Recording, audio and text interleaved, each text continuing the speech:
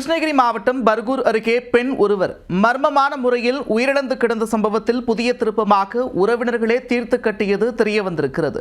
அரை சவரன் கம்மலுக்காக கொலை நடந்ததாக நாடகமாடிய உறவினர்கள் சிக்கியது எப்படி?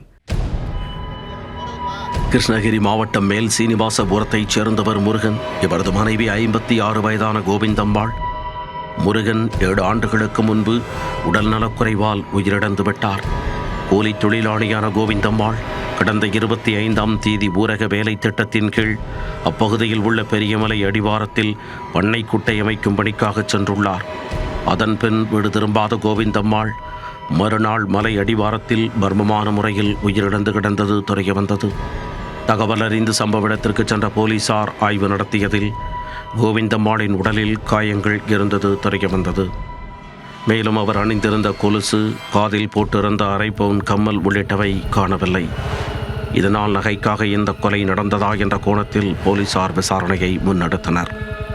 இதனிடையே உடற்கூறாய்வு அறிக்கையில் கோவிந்தம்மாள் கட்டையால் தாக்கப்பட்டும் கழுத்தை நெரித்து கொலை செய்யப்பட்டதும் தெரிய வந்தது. இதையடுத்து கொலையில் தொடர்புடைய குற்றவாளிகளை பிடிக்க மாவட்ட எஸ்பி தங்கதுரை தனிப்படை அமைத்து உத்தரவிட்டார். அதன் பேரில் டிஎஸ்பி முத்துகிருஷ்ணன் தலைமையிலான போலீசார் தீவிர விசாரணை மேற்கொண்டதில் திடுக்கிடும் தகவல்கள் தெரிய வந்தன.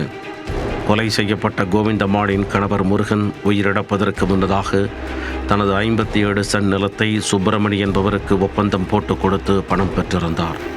இந்நிலையில் அந்த நிலத்தை சுப்பிரமணியிடம் இருந்து முருகனின் அண்ணன் பச்சையப்பனின் மகன் சக்திவேல் பணம் கொடுத்து வாங்கி கொண்டுள்ளார்.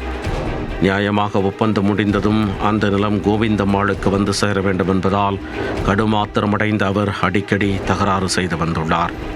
தன் கணவனின் நிலத்தை சக்திவேல் அபகரித்து விட்டாரே என்ற ஆத்திரத்தில் பார்க்கும் போதெல்லாம் வாக்குவாதத்தில் ஈடுபட்டுள்ளார் கோவிந்தம்மாள். இந்நிலையில் சக்திவேல் சமீபத்தில் புதிய வீடு கட்டி குடிபோனார்.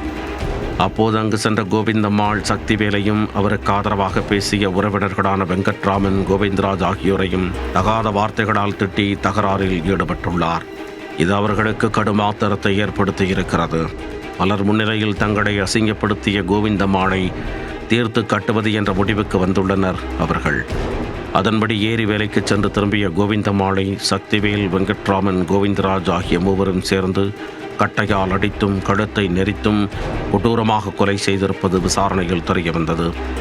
பின்னர் அவரது செல்போன், கால் கொலுசு, காதில் அணிந்திருந்த அரை சவரன் தங்கக் கம்மல் ஆகியவற்றை எடுத்து அந்த பகுதியில் இருந்த குட்டையில் வீசிவிட்டு நகைக்காக கொலை நடந்தது போல நாடகமாடியிருக்கிறார்கள்.